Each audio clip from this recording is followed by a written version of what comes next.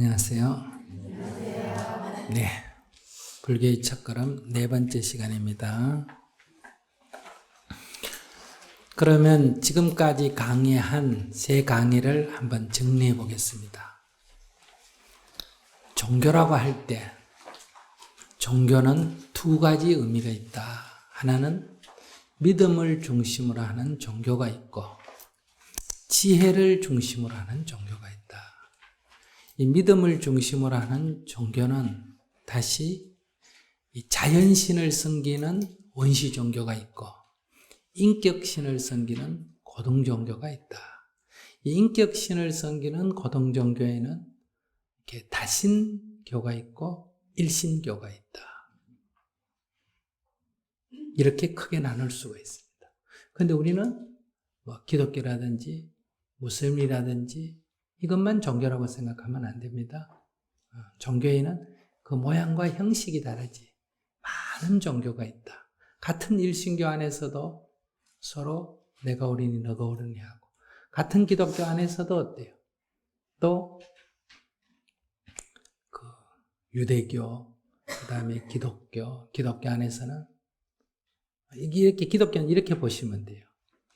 이 서양의 유일신교 쪽은 근본뿌리가 되다. 유대교. 그것을 새롭게 개혁하고 나온 게 뭐예요? 기독교. 거기서 다시 새로 나온 게 뭐예요? 회교. 이렇습니다. 이것은 유일신교의 같은 계열에 있습니다. 그렇기 때문에 세 종교의 다 성지가 어디예요? 예루살렘. 같은 뿌리에 있다 이 말이에요. 그래서 유대교하고 기독교가 엄청나게 싸웠고 기독교하고 무슬림이 엄청나게 싸웠고 또 유대교하고 무슬림이 지금 엄청나게 싸우고 있고 이것은 다 같은 계열입니다. 이것은 다 유일신교 계통. 그 다음에 이제 인도의 힌두교라든지 일본의 신도라든지 이런 것은 다 다신교에 속한다. 여러 신을 인정한다. 이런 얘기. 그럴 때 그 각각의 신과 신 사이에는 갈등이 없습니다. 인도에 수많은 신들이 있지만 그 자기 힌두교 안에 종교끼리 서로 싸우거나 이런 건 없다 이 말이야. 그것은 각각을 공존해서 인정을 하죠. 예를 들면 산신하고 수신하고 싸울까 안 싸울까? 안 싸우죠. 산에 가면 산신을 믿고 바다에 가면 수신을 믿고 공부하는 사람은 공부신이 있고 예를 들면 관리들 시험 치는 건 또 그 관리신이 있고 이렇게 신이 다 다르단 말이에요.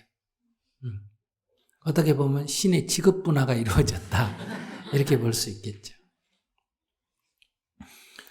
그러니까 같은 신을 믿는 사람 중에도 다신교는 뭐 미신이다. 유일신만이 올바른 종교다. 이렇게 얘기하거나 또 신을 믿는 게 종교지 신을 안 믿는 거는 종교가 아니다. 이렇게 말하거나 이렇게 자기 생각을 가지고 여러 평가를 하게 된다. 그러나 어쨌든 이것은 다 믿음을 중심으로 하는 신이 존재하는 그런 종교입니다. 신이 있느냐 없느냐 하는 것은 여기 논외로 한다. 왜냐하면 그것은 그렇게 믿는 것이기 때문에 그걸 무슨 뭐 있다 없다고 한다고 해결되는 일이 아니다. 그러나 이런 신을 상징하거나 믿음을 중심으로 하기보다는 이런 것과는 다른 차원의 종교가 있다. 가장 대표적인 게 불교고 또 유교도 이 부분에 들어온다. 이렇게 말할 수 있어요. 이것은 지혜를 중심으로 하는 종교다. 이런 얘기. 그래서 이 지혜를 중심으로 하는 종교는 수행, 수련, 수양 이런 것을 중요시합니다. 자신의 마음을 어떻게 다스릴 거냐, 자신의 언행을 어떻게 바르게 할 거냐, 이런 것을 굉장히 중요시한다. 다음에 이제 불교는 지혜의 종교인데 이 불교도 이러한 종교 영역이 있다 보니까 이 오리지널 불교는 지혜의 종교인데 역사 속에 존재하는 불교는 어때요? 이런 종교적인 현상을 수용하다 보니까 믿음으로서의 불교가 있고 즉 종교로서의 불교가 있고 진리로서의 불법이 있다 이렇게 말할 수 있어요. 그래서 우리가 접하는 일반적인 불교라 할 때는 기독교와 크게 차이 없는 믿음으로서의 불교가 우리의 현실 속에 있다. 지금 우리가 여기서 공부하는 것은 그런 불교에 대한 설명을 하고 해석을 하고 하려는 게 아니다 이 말이에요. 여기서 공부하는 것은 진리로서의 불법에 대한 얘기를 하려고 하는 거다. 지혜의 종교, 불교에 대해서 얘기하려고 하는 거다 이 말이에요. 그러니까 스님이 얘기하는 게 불교의 전부가 아니다 이런 얘기예요. 왜냐하면 현실에서는 이러지 않는 다른 불교가 있기 때문에. 그럼 그걸 우리가 배타하는 것이 아니다 이 말이에요. 서가모니 부처님과 그분의 가르침이라고 하는 이 근본 불교적인 관점에서 볼 때는 이것은 믿음을 중심으로 하거나 신을 상정하거나 하는 이런 성격보다는 오히려 진리를 추구하고 지혜를 증득하고 깨달음을 얻고 그래서 해탈과 열반을 증득하는 것을 목표로 하는 이런 것이 붓다의 삶이었고 그분의 가르침이었다. 그러나 현실의 불교는 아주 일부만 그런 형식으로 남아있고 오히려 더 많은 부분이 어때요? 종교화되어 있다 이렇게 말할 수 있어요. 일반 종교화되어 있다. 믿음으로서의 종교화되어 있다 이렇게 볼 수 있어요. 그러면 이제 이 믿어서 복을 구하는 것, 부처님을 믿어서 하나님을 믿어서 재앙을 없애고 복을 구한다 하는 것은 나밖에 어떤 힘 있는 존재가 나의 여러 가지 어려움을 도와줘서 이 문제를 해결한다 이런 관점이 있어요. 그러니까 그렇기 때문에 신이라는 것은 나보다 능력이 있을 때 그것이 신의 개념이 되지 나보다도 능력이 없으면 어때요? 그건 그렇게 중요한 문제가 아니잖아, 그죠? 그래서 신은 처음부터 신이라는 걸 상정할 때는 인간보다 월등하게 능력이 있는 자. 그래서 유일신까지 가면 그 못하는 게 없고 모르는 게 없는 자. 그걸 한문으로 하면 뭐예요? 전지전능이 된다. 그래야 내가 원하는 걸 다 들어줄 수 있잖아요. 이 세상에 사는 우리들의 문제 해결 방식이 어때요? 내가 원하는 걸 이루는 거 아닙니까? 그죠? 내 힘으로 이루다가 안 되면 남한테 부탁해서 이루지 않습니까? 남한테 부탁할 때는 그냥 부탁하면 들어줍니까? 안 들어줍니까? 잘 안 들어주니까 반드시 여기 두 가지가 필요합니다. 하나는 싹싹 비벼야 돼요. 하나는 뭘 갖다 고여야 돼요. 이게 종교에 그대로 들어와 있지 않습니까? 우선 나보다 힘 있는 자, 내가 부탁할 때 나보다 힘 있는 자한테 부탁하지 힘 없는 자에게 부탁하는 거 아니잖아, 그죠? 힘 있는 자가 뭐예요? 나보다 높거나 나보다 능력이 있는 사람에게 부탁하잖아요. 애들 시험이라면 교장한테 부탁하든지 총장한테 부탁하든지 선생님한테 부탁하든지 시청에 무슨 할 일이 있으면 시장한테 부탁하든지 그러니까 이 아래쪽에 지위가 좀 낮은 사람에게 부탁할 때는 분과가 있습니다. 아시겠어요? 그래서 높은 데 올라가면 분과에 초월하죠. 대통령한테 부탁할 때는 시험도 부탁할 수가 있고 사업도 부탁할 수가 있고 어때요? 취직도 부탁할 수 있고 이거는 높을수록 어때요? 이거는 만병통치약이 되지 않습니까? 낮을수록 어때요? 과가 나뉜단 말이에요. 그러니까 결국은 유일신이라 하는 것은 뭐든지 그 사람한테 거기만 부탁하면 모든 게 다 해결되는 관점이에요.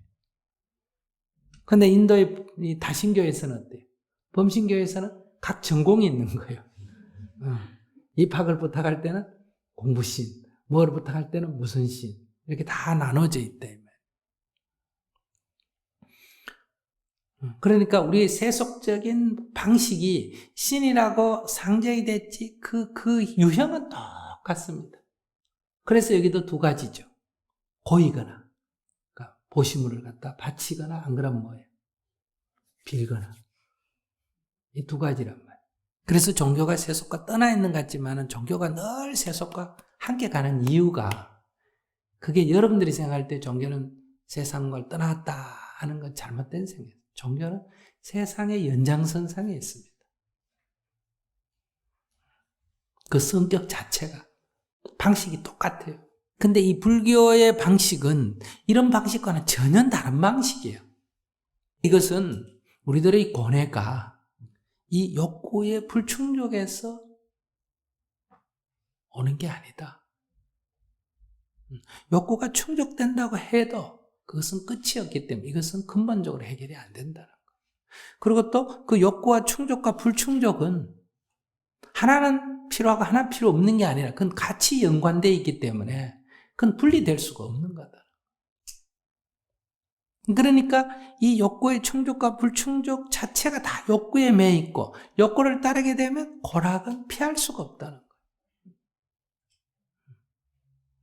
그런 데서 그 욕구로부터 떠나버리는 길. 그 떠난다는 말은 욕구를 없앤다라는 개념이 아니에요.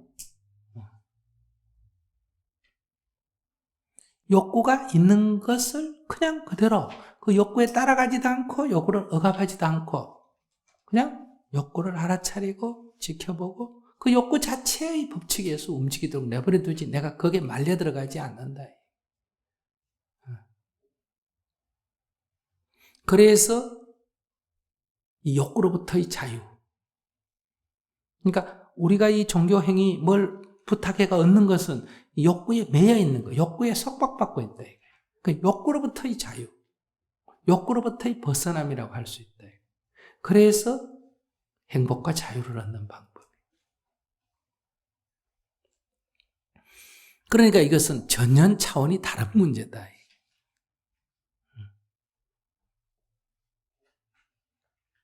그러니까 불교적인 관점에서 보면 이 세상에 세속 생활이나 종교 생활이나 다 뭐에 속한다?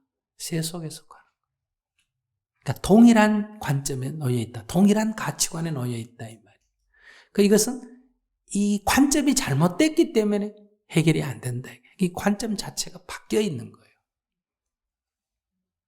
그래서 세속적 가치를 버린다. 이렇게 말하는.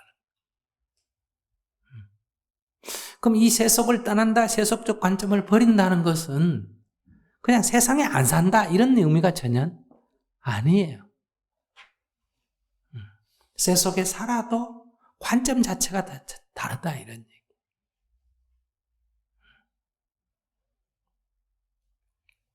그러니까 여러분들이 음식을 먹을 때 그 음식에 대한 불만족, 그래서 다른 음식을 찾아가는 방법이 있고, 음식을 먹는 목적이 뭐냐?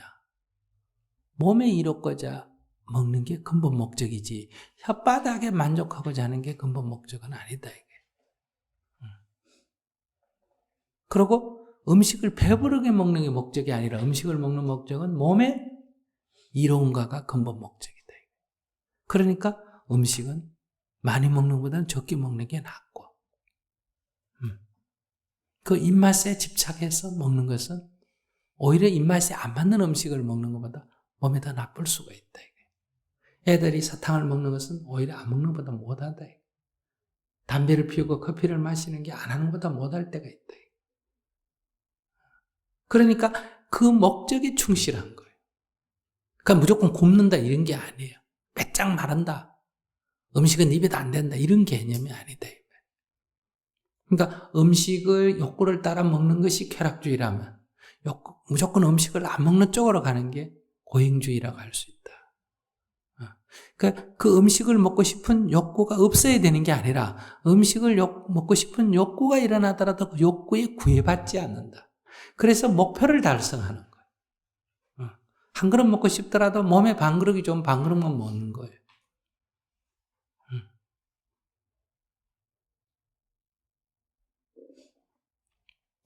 이 작은 것 하나부터 일상생활 속에서 이렇게 진정으로 자유로워지고 행복해지는 길, 그 목표를 가장 잘 완성시킬 수 있는 길이 뭐냐는 거예요. 그러지 뭐 결혼을 한다 안 한다 또는 절에서 한다 밖에서 한다 산속에서 한다 이런 개념이 아니에요. 직장에 다닌다 안 다닌다 이런 개념이 아니에요. 출가라는 것은 이 가치관 자체가 바뀌어야 되는 거예요. 그러면 어디에 살아도 자유롭고 어떤 모양으로 어떤 일을 해도 자유로워.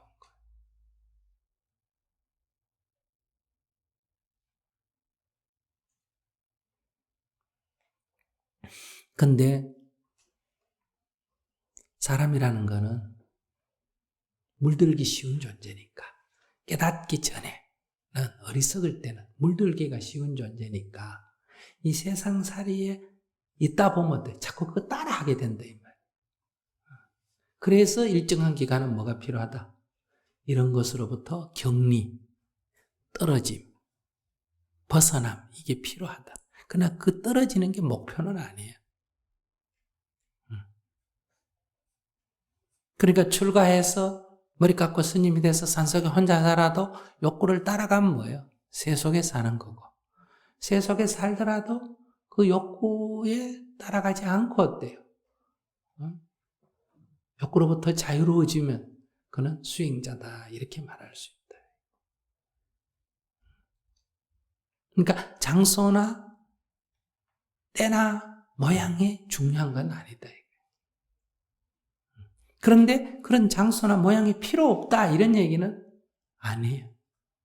여러분들도 혼자 살 때와 결혼해서 살 때 보면 결혼해도 가족에 집착하지 않을 수는 있지만 자기에 집착하는 것도 해결이 잘 안 되는데 결혼해가 가족의 집착까지 벗어난다. 이게 쉬운 일이 아니다 이 말이에요. 자, 그런 데서 우리가 이 불교에 기본적으로 접하는 관점을 먼저 정리해야 된다. 뭘 믿느니, 뭐가 어떠니, 이런 건 놔버려라. 그리고 이 접근하는 방식이 지금 여기, 나로부터 접근해야 돼요. 그러니까 지금 내 마음의 상태로부터 접근해야 된다. 지금 내가 안고 있는 문제로부터 접근해야 된다. 현실로부터 접근해야 된다. 그래서 나에게 고뇌가 있다. 해결해야 될 과제가 있다. 근데 지금까지 해결하려고 했던 것은 고는 없애고 낙은 얻으려고 했는데 조금만 정신을 차리고 깊이 살펴보니 고락이라는 것은 함께 연결되어 있는 거구나. 그래서 고를 없애려면 뭐도 포기해야 된다? 낙도 포기해야 되는데 낙을 포기하려니까 너무 아까워. 그래서 고도 같이 옮겨지고 살 수밖에 없는 거예요. 근데 이 고락의 뿌리가 욕망이고 욕구기 때문에 우리가 그 욕망으로부터 자유로워진다면 고락으로부터 벗어날 수가 있다. 그런 경지를 우리가 새로운 용어가 없으니까 니르바나, 열반이라고 하는데 우리는 그것을 그냥 있는 용어로 빌려서 쓰니까 그냥 행복 앞에다 뭘 붙여가? 지고한. 그러니까 그것이 불행으로 바뀌지 않는다는 개념을 붙여서 지고한 행복이다. 이렇게 쓸 뿐이다. 자, 이렇게 우리가 공부해 나가려면 그러면 기본적으로 뭘 일단 중요시해야 되느냐. 여기에 깨달으면 이 괴로움에서 벗어날 수가 있다. 지금까지 내가 취했던 방법은 강도에게 쫓길 때 강도로부터 나를 보호해 주십시오 하고 도망다니면서 하소연하는 관점에서였는데 앞으로의 방식은 눈을 뜨는 방식을 줘요. 도망 안 가고 눈을 떠야 되겠다. 눈을 떠야 되겠다. 꿈에서 깨야 되겠다. 이런 관점에서 해야 된다.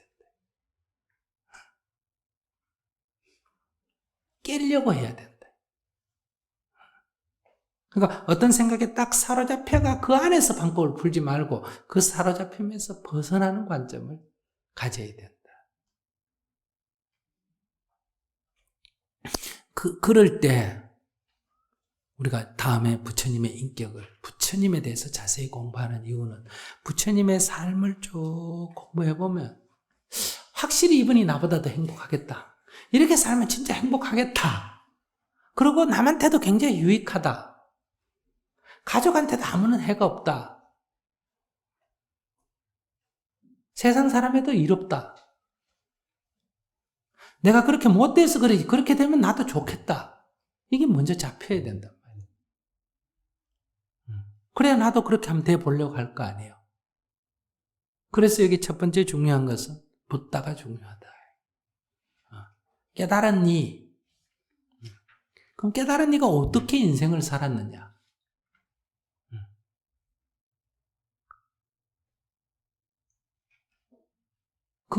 그래서 우리가 부처님 공부를 해야 되는 거. 그래서 첫째는 붓다를 우리가 공부를 하다 보면 그에 대한 존경, 찬탄이 생긴다. 내 마음속에서 참 좋다, 훌륭하다, 나도 저리 됐으면 좋겠다. 이런. 그래서 첫째, 깨달으니 붓다를 우리가 의지해야 된다. 이 말은 나도 붓다처럼 되고 싶다. 나도 붓다처럼 되는 길을 가야겠다 하는 원이 생기는 걸 말합니다. 그런데 어떻게 하면 그건 붓다처럼 될 수 있느냐? 그건 부처님은 아무도 가르쳐 주는 게 없는 상태에서 길을 찾아 굉장히 많이 헤맸어요. 그리고 고생 많이 했어요. 그래, 그렇게까지 안 굶어도 되는데 어때요? 그렇게까지 굶기도 하고, 그냥, 온갖 고생을 했다, 이 말이에요. 왜냐면, 길을 못 찾아 일로도 가보고, 절로도 가보고, 일로도 가보고, 절로도 가보고, 이 사람한테 물어보고, 저 사람한테 물어보고 했는데, 이렇게 저렇게 이렇게 헤매다가, 길을 발견했단 말이에요. 중도를 발견하고, 그 중도에 의한 정진으로 인해서 깨달음을 얻었다. 그래서 자기가 경험적으로 안온한 경지에 이르렀다. 그래서 자기가 이런 그 경지를 다른 사람도 가능한지 안 한지 자기가 지도를 한번 해봤다면 요래 한번 해봐라, 요렇게 해라, 요렇게 해라.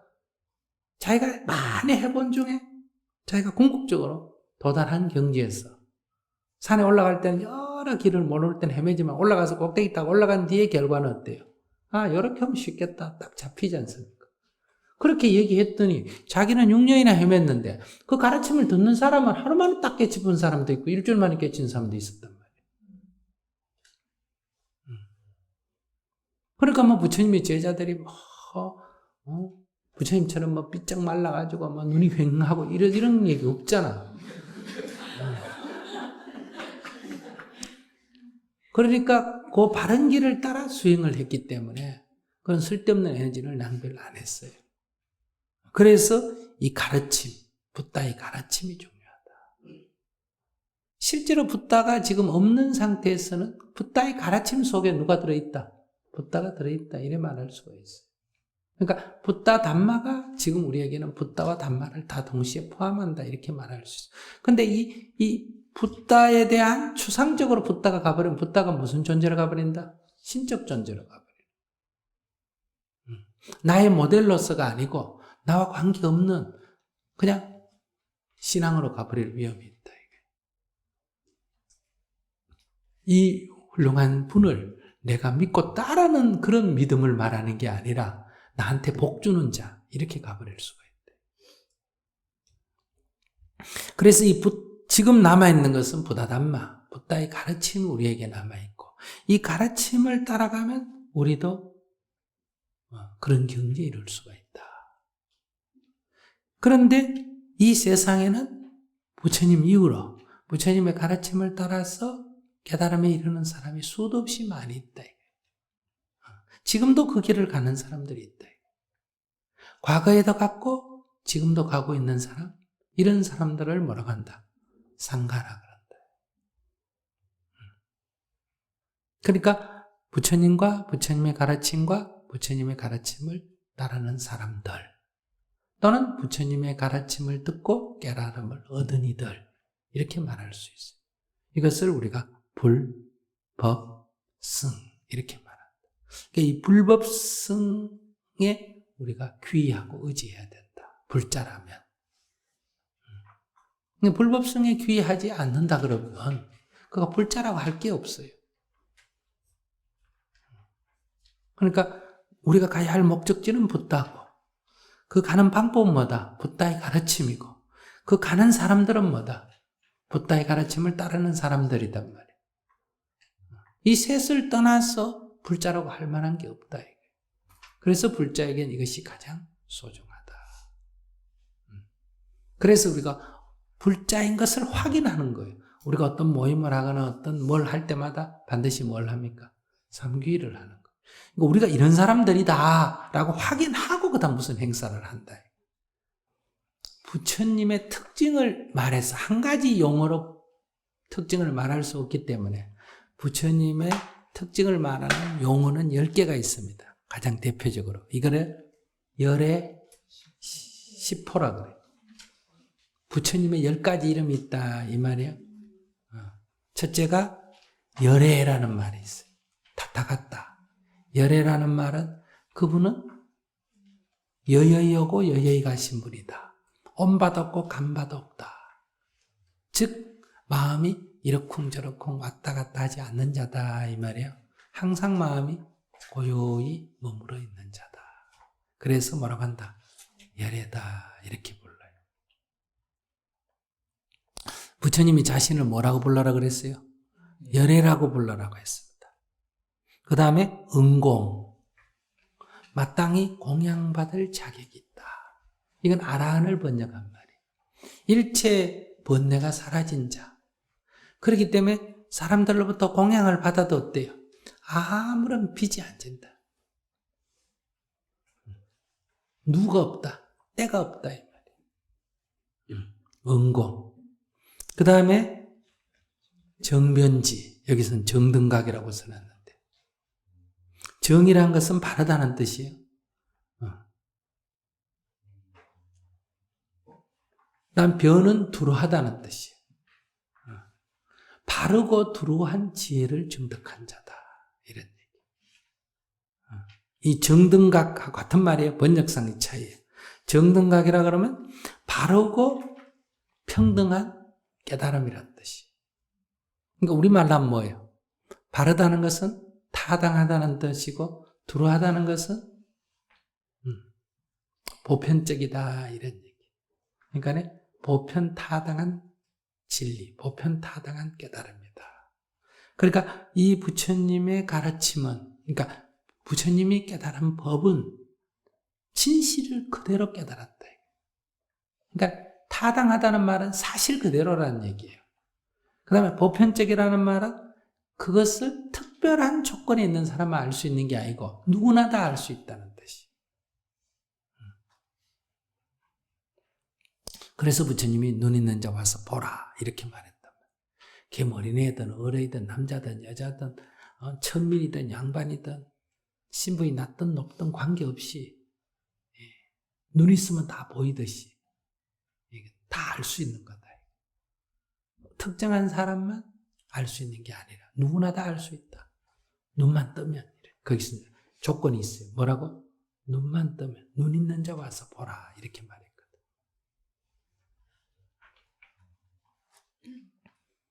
그 다음에 명행조. 여기서 우리가 보통 보면 말과 행동이 어때요? 다 갖춰지지. 말만 있고 어때요? 행동이 없거나 행동이 있고 말이 없고 이런 게 아니다 이 말이죠. 그러니까 이 명행이라는 말은 앞에 밝을 명은 지혜를 말하는 거예요. 그러니까 이 지혜와 행동이 암과 행동이 지행합일이다 이 말이에요. 지와 행이 다 갖춰진 분이다. 선서 모든 괴로움의 바다에서 그러니까 모든 괴로움의 세계로부터 훌쩍 넘어 저언덕으로 가신 분이다. 이런. 그러니까 파라미타 하신 분이다. 저언덕으로 건너가신 분. 괴로움의 바다를 건너가신 분이다. 세간에 이 세상 중생들의 그 괴로움, 중생들의 처지, 상황 이거를 훤히 다 아시는 분이다. 그래서 부처님 세간을 다 알아야 어떻게 해요? 방편히 자유자재하겠죠. 설법하실 때. 처지를 모르는데 어떻게 해? 저 사람이 인천 사는지 수원 사는지 춘천 사는지도 모르고 어떻게 동쪽으로 가라 서쪽으로 가라 하겠어. 세간에.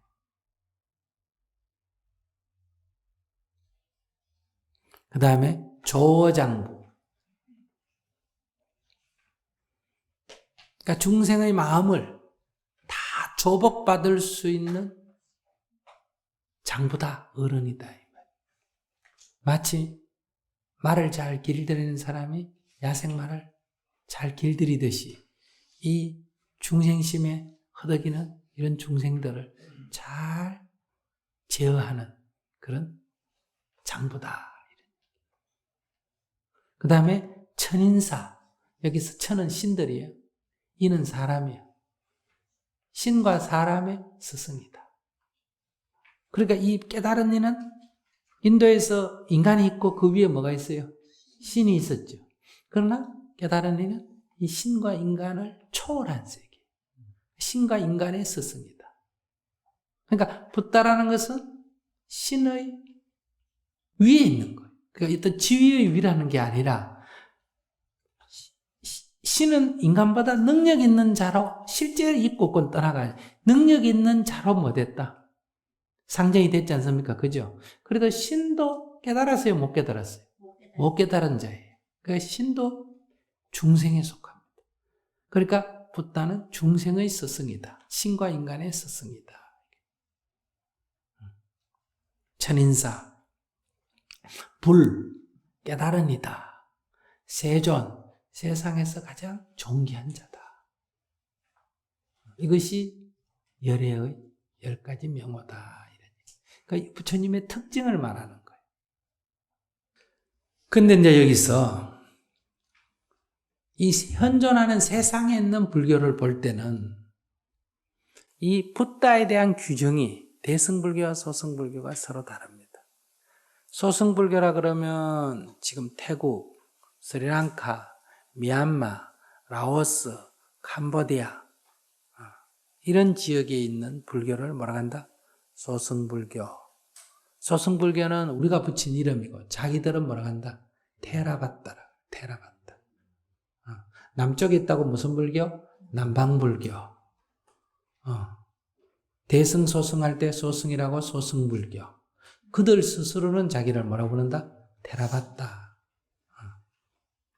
상자불교라 그래요. 번역하면 테라바타라. 그 다음에 이제 대승불교.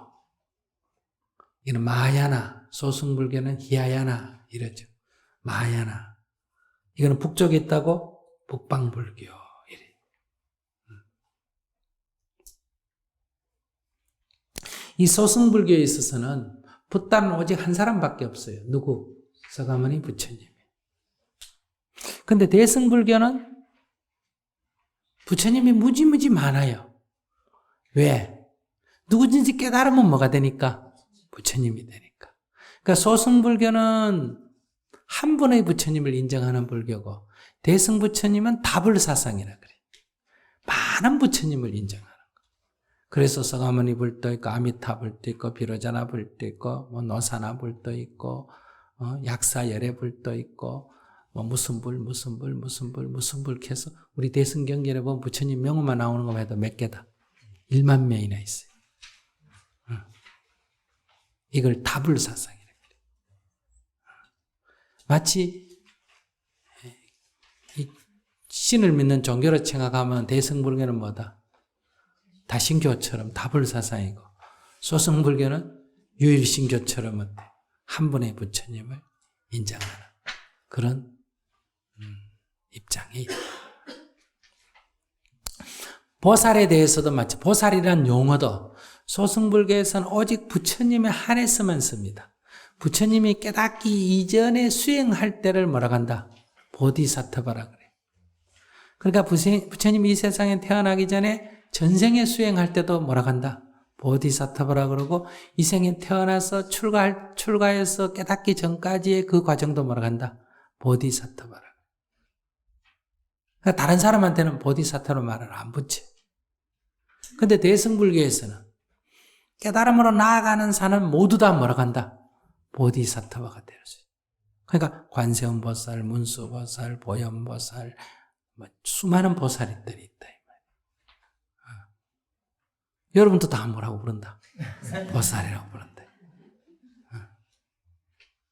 그러니까 불교는 대승불교는 다보살 사상, 다불사상에 속하고 소승불교는 오직 한 분의 부처님, 한 분의 보살만 인정하는 거예요. 그럼 이 한 분의 부처님과 한 분의 보살이라는 건 딴 사람이라는 뜻이 아니라 부처님이 되기 이전에 그의 수행 과정이 있을 때를 뭐라고 한다? 보살이라고 부른다. 이것이 대승과 소승의 입장 차이예요. 그러니까 어떻게 명칭을 치느냐의 차이다 이 말이에요.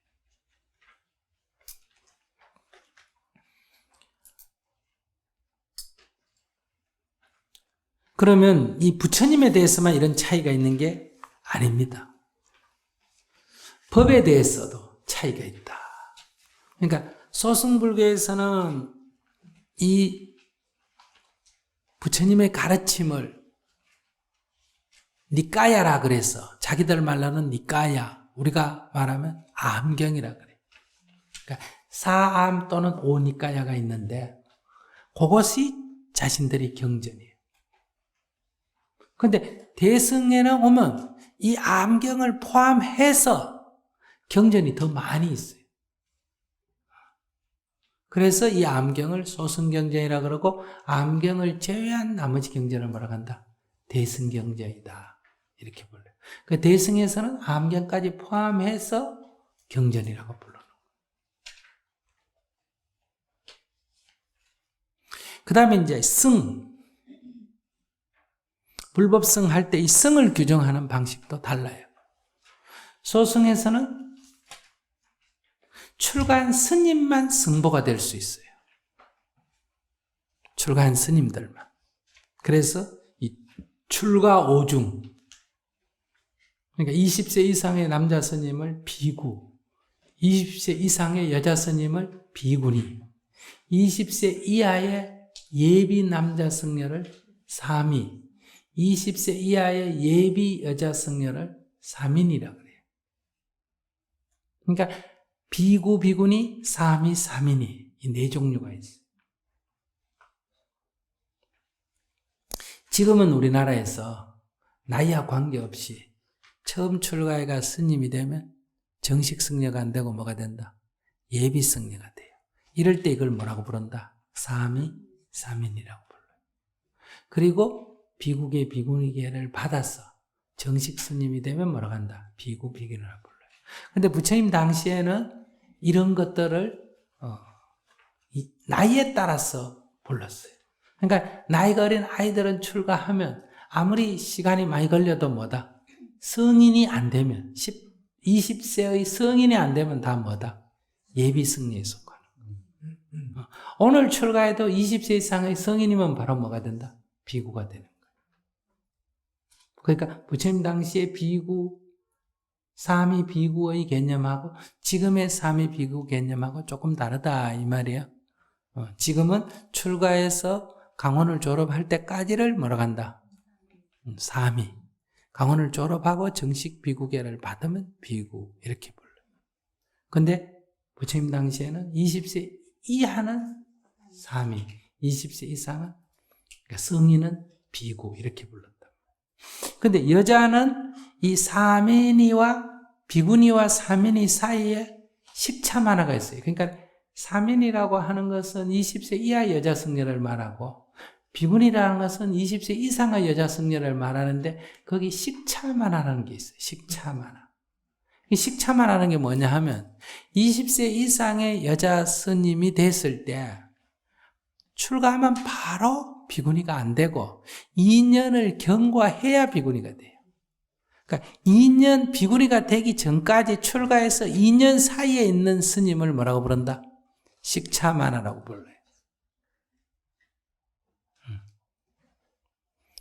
그게 일종의 그렇다고 미성년자도 아니고 그렇다고 정식 승려도 아니고 그 사이에 중간에 여자에게만 하나가 더 있다.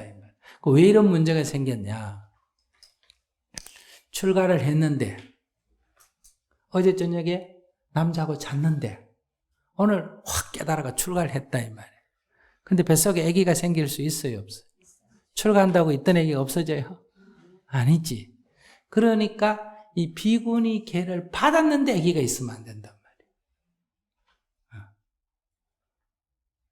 말이에요. 계를 받으면 그는 계를 그게 범하는 게 된단 말이에요.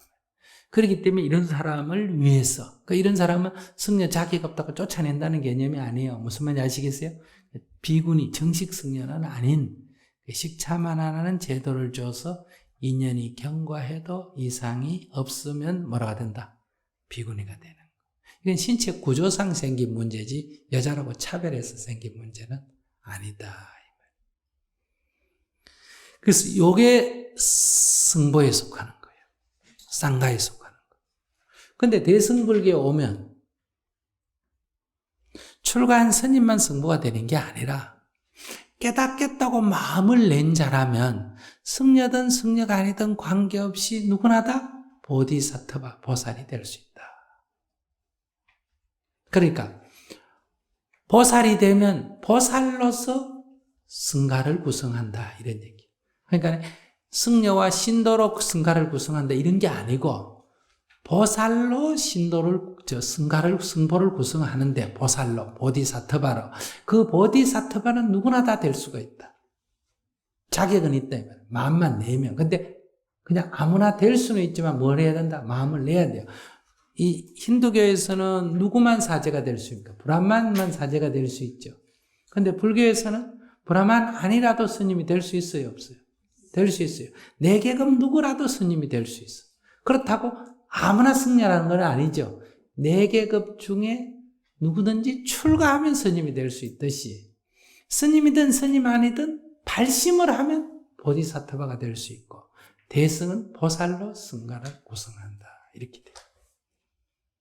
그러니까 신도 중에도 발심을 하면 뭐가 되고 보살이 되고 발심 안 하면 보살이 안 되고 스님 중에도 스님은 됐지만은 이게 대승의 관점에서 볼 때 발심을 안 하면 뭐가 된다? 보살이 못 된다.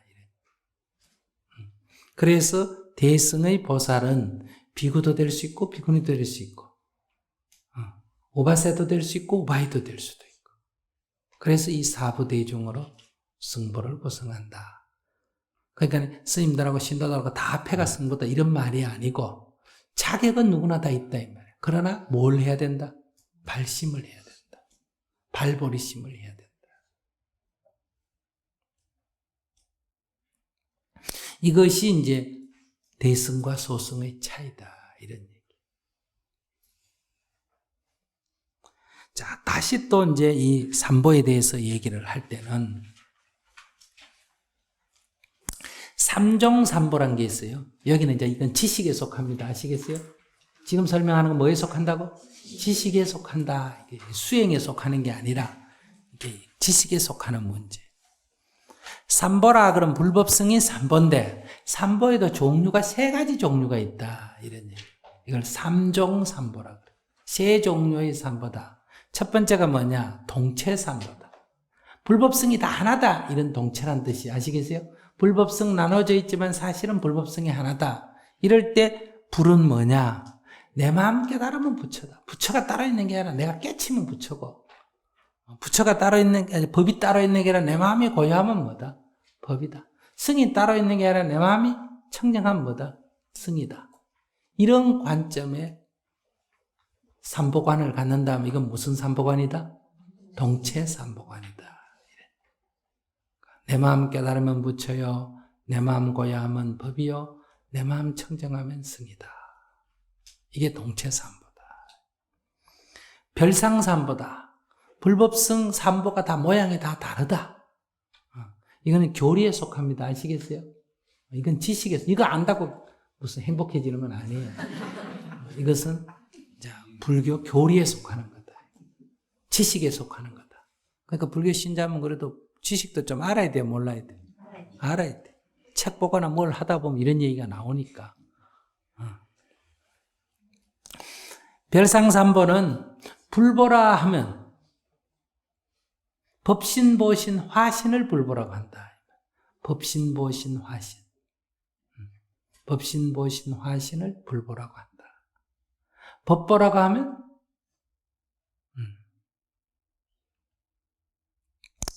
경률론 3장을 법보라고 한다. 이런 얘기. 경률론 3장을 법보라고 한다. 승보라고 하면 이제 성문영각 보살을 승보라고 한다. 이렇게 우리가 보통 말하는데 이 별상삼보는 거기서 조금 더 좀 축소해서 첫째 이 불보라고 하면 법신보신 화신을 불보라고 한다. 이때 법신은 뭐예요? 법신이라는 것은 진리 그 자체를 법신이라고 불러요. 그래서 이름하여 뭐라고 한다? 이거는 비로자나불이라고 불러요. 청정법신 비로자나불이다. 그 다음에 보신이라는 것은 그것에 일종의 기독교로 비유해서 말하면 법신은 뭐다? 성부에 해당이 되고 보신은 뭐에 해당된다? 성령에 해당이 돼. 이것이 이제 노사나불이다. 원만보신 노사나불이다. 이렇게 불러요. 그 다음에 이제 천백억 화신, 화신은 서가모니불이다. 그러니까 화신이라는 것은 모든 경우에 이렇게 몸을 놔두는 자, 인연을 따라 몸을 놔두니까 그것은 수천, 수만 사람이 있을 수 있다. 그래서 이것을 이제 화신이라 그래요. 그래서 서가모니 부처님은 천백억까지 몸을 놔두신 화신에 속한다. 이걸 굳이 비유에 들어서 말하면 금 그 자체는 뭐가 된다? 이 법신이 되는 거예요. 우리가 금을 인식하는 것은 금을 빛 때문에 우리가 금이라고 알죠. 그죠? 이게 뭐이다? 보신이다. 그 금을 가지고 손가락, 팔찌, 온갖 걸 만든 그 하나하나의 구체적인 사물을 뭐라 그런다? 화신이라고 할 수 있다. 달에다 비유하면 달 그 자체는 법신에 속하고 달빛은 보신에 속하고 천만 가지 강과 호수와 그릇에 비친 달은 뭐라고 한다? 화신이다. 이렇게 비유를 들어서 설명할 수 있다.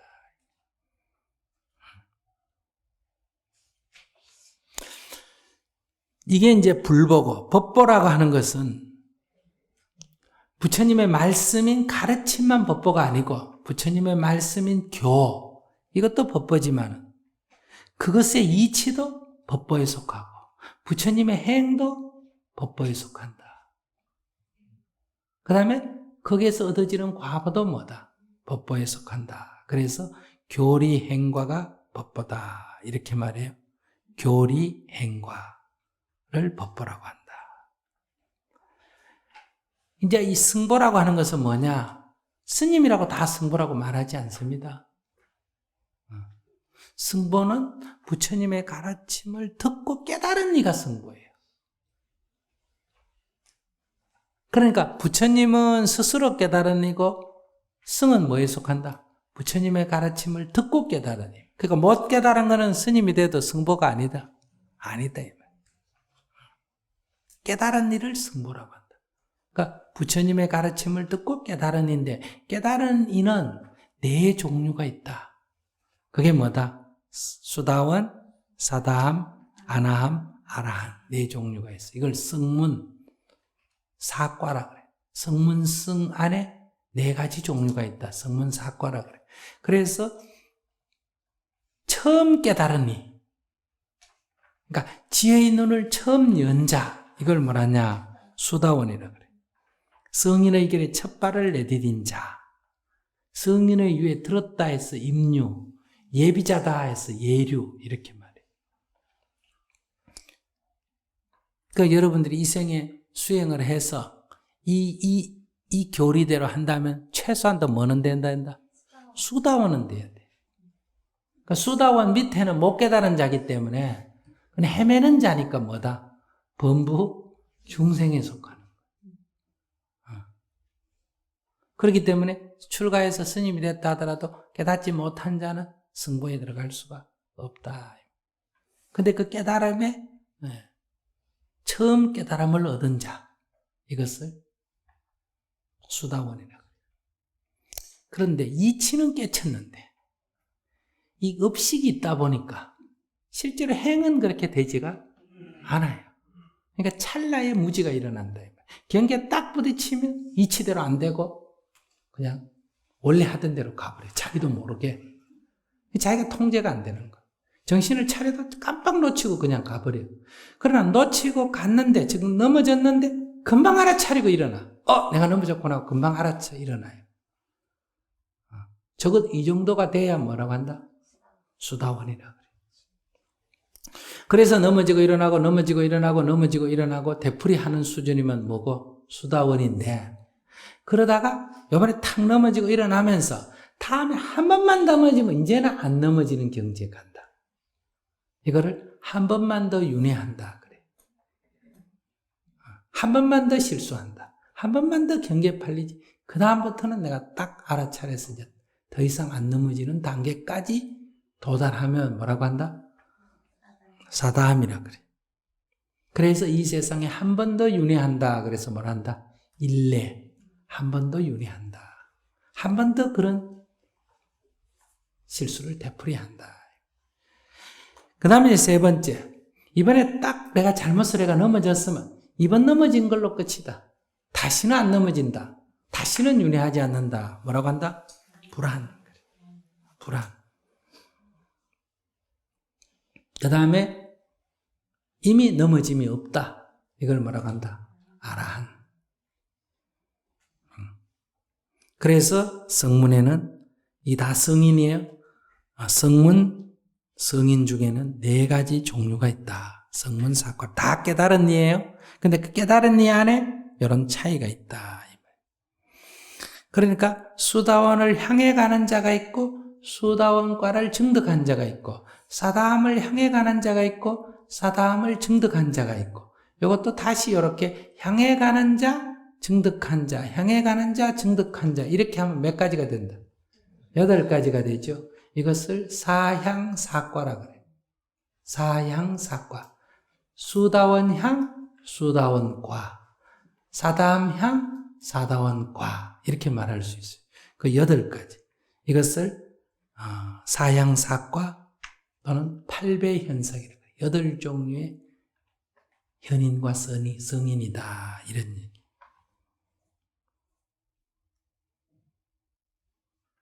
자, 다시 동체삼보는 뭐라고? 내 마음 깨달으면 부처요. 내 마음 고야하면 법보요. 내 마음 청정하면 성보다. 이게 동체삼보입니다. 그 다음에 별상삼보, 불법성이 서로 나눠져 있어요. 모양이 다르다 이 말이에요. 별상삼보의 법보는 법신, 보신, 화신이 불보다 이 말이에요. 교리, 행과가 뭐다? 법보다. 성문, 사과가 뭐다? 성보다. 이렇게 말하는. 그 다음에 이제 주지삼보라는 게 있어.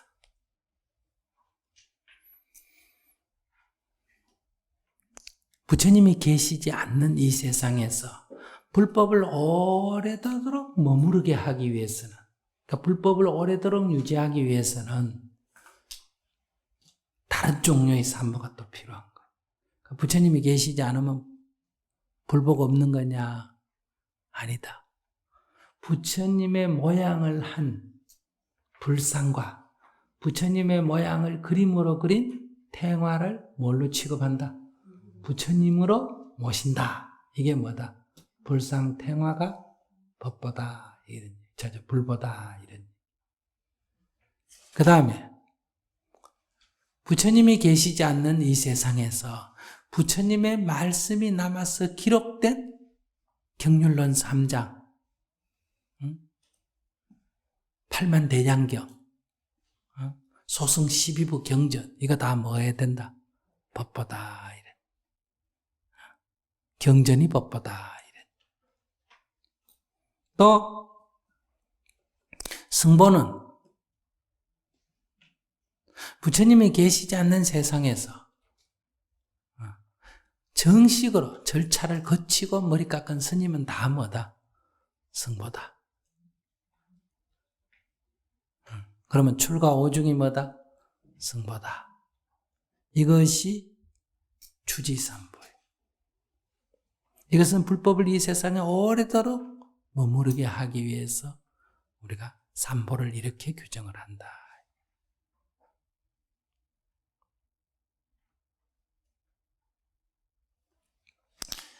그 다음에 이제 우리가 이제 이런 것을 섞었어. 별상삼보, 그다음에 주지삼보, 이런 걸 떠나가지고 대승불교에서는 불보할 때는 법신, 보신, 화신을 불보라고 해요.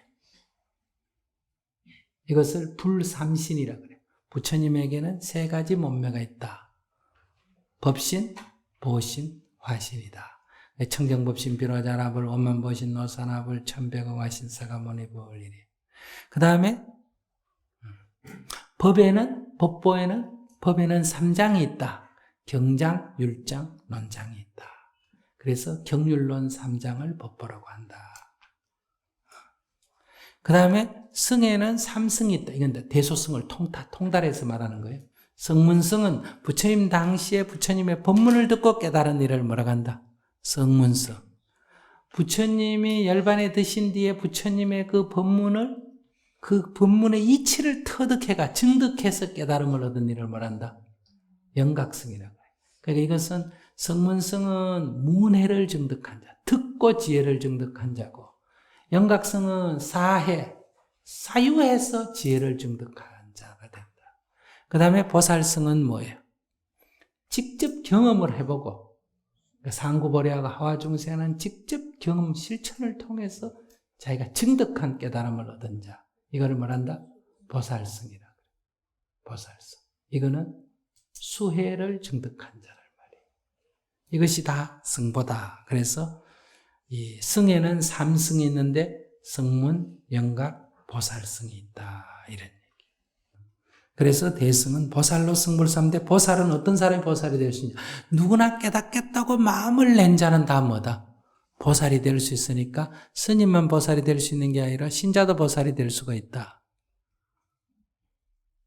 좀 더 크게 말하면 이교도도 될 수 있을까 없을까? 있어요. 마음을 내기만 하면. 그래서 이 보살성은 사부대중으로 구성한다. 그게 뭐냐? 사부대중이 뭐냐? 비구, 비구니, 우바세, 우바이. 남자 스님, 여자 스님, 남자 신도, 여자 신도로 구성한다. 이렇게 말합니다.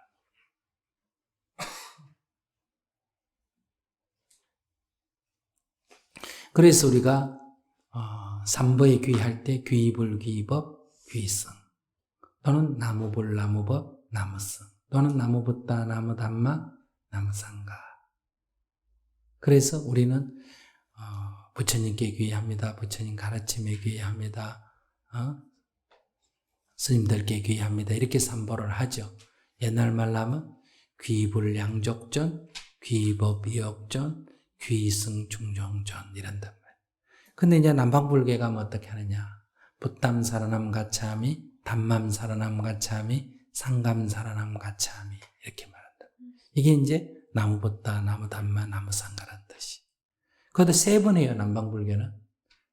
첫 번, 그러니까 붓담 사람 가차미, 담맘 사람 가차미, 상감 사람 가차미 하고 도띠암띠 두 번째라도 역시 뭐다? 불법성 삼보에 귀한다. 따띠암삐 세 번째라도 부처님께 귀하고 부처님의 가르침에 귀하고 성보에 귀한다. 이렇게 세 번 합니다.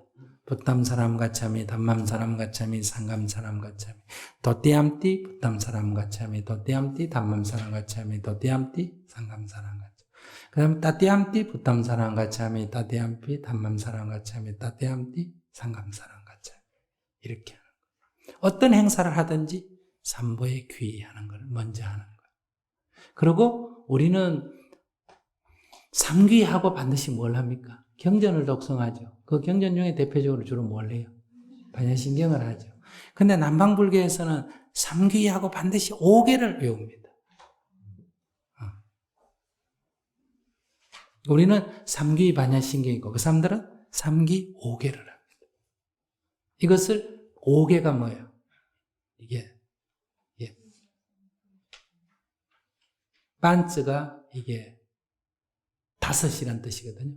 그래서 반짜실, 반츠실, 반짜실, 실은 계율이란 뜻이. 그러니까 반짜실 5개를 한다. 그러니까 우리가 예불 하는 것이 그쪽에서는 반짜실이에요. 삼귀 5개를 하고 우리는 삼귀 반야신경을 하고 이런 차이가 있습니다. 자, 이 정도로 삼보에 대해서 공부를 하고요. 자, 여기까지 하겠습니다.